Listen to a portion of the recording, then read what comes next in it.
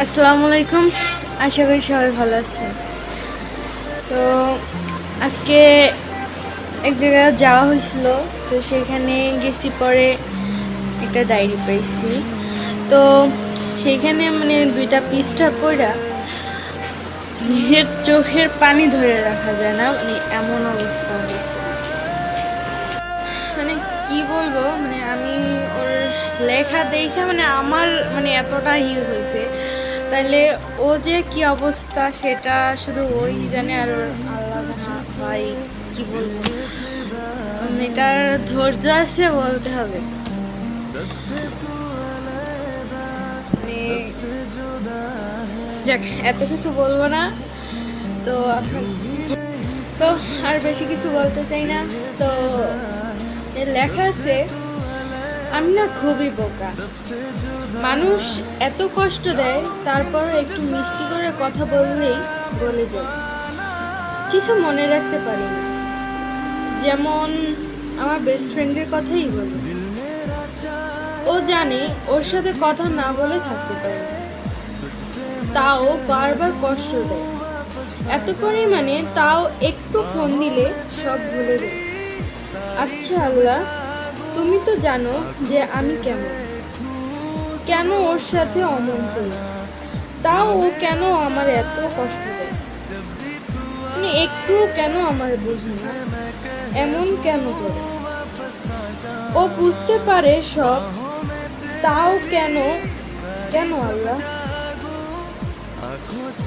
আমি সবাইকে নিয়ে খুব ভালো থাকতে চাই, কিন্তু সবার কাছ থেকেই সবসময় কষ্ট পেয়ে থাকি।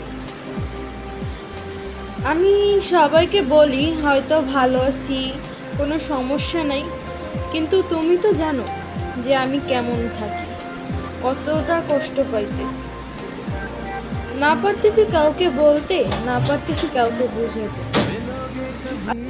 আল্লাহ প্লিজ আমার কষ্টটা কমায় দাও, আমি আর নিতে পারতেছি না, দম বন্ধ হয়ে আসতেছে।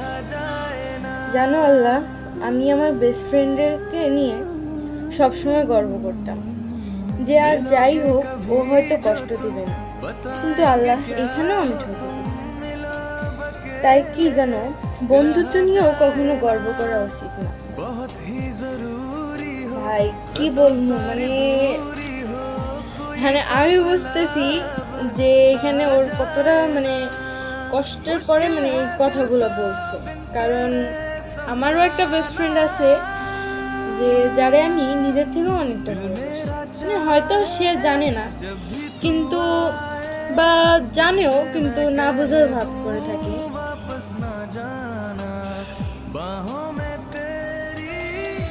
কি বলবো, মানে আমি তো জানি যে বেস্ট ফ্রেন্ডের কষ্টটা মানে কত একটা কষ্ট, এটা না পারা যায় কাউকে বলবা, না পারা যায় কাউকে বোঝাইতে।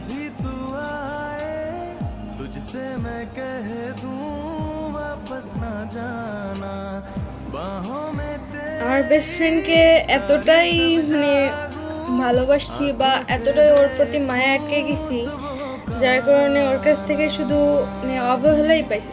না, ও আমারে অনেকটাই করছে ঠিক আছে, কিন্তু অবহেলাটাই মানে পাইছি বেশি। যে এখন এমন একটা অবস্থা যে ওর আইডিতে ঢুইকা যে দেখবো যে ও লাইনে আছে কিনা, সেটা দেখার অবস্থাতেও নাই। अजब दिल की हालत हो जो तेरी जियारत हो नजर को नजारा कोई। যাই হোক, মেয়েটার ধৈর্য আছে। আর সবাইকে একটা কথাই বলবো যে বেস্ট ফ্রেন্ড কেন, কোনো ফ্রেন্ডই রাখা উচিত না, কারণ সবশেষে ফ্রেন্ডরাই সব কিছু নষ্ট হয়ে থাকে।